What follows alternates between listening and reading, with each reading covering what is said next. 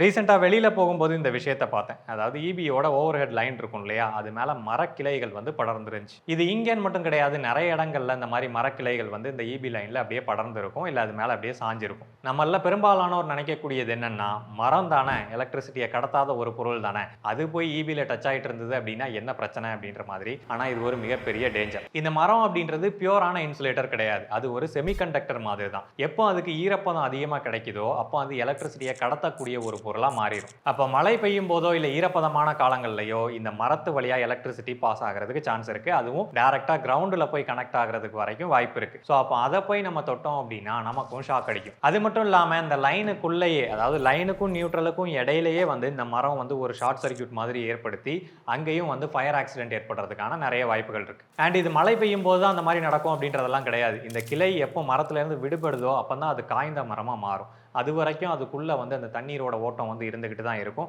அப்போ அந்த மரக்கிளைகளோட ஈரப்பதத்தை பொறுத்தும் அந்த எலக்ட்ரிசிட்டி கீழே வரைக்கும் பரவுறதுக்கு வாய்ப்பு இருக்கு. சரி, இது ஆபத்தானது அப்படின்னு சொல்லி நீங்களே மரத்தை வெட்டுறதுக்கு முடிவு பண்ணக்கூடாது. அப்பவும் ஷாக் அடிக்கிறதுக்கு வாய்ப்பு இருக்கு. ஈபியில் போய் நீங்க இன்ஃபார்ம் பண்ணி அவங்கள இருந்து ஒரு ஆள் வந்து பார்த்து அதுக்கப்புறமா நீங்க மர வெட்டுறவரோட உதவியோட நீங்க இந்த மரத்தை ரிமூவ் பண்ணிடலாம். ஸோ அந்த பிரச்சனை நிறைய இடங்கள்ல இருக்கு. கூடுமான அளவு எல்லாத்துக்கும் ஷேர் பண்ணி விடுங்க.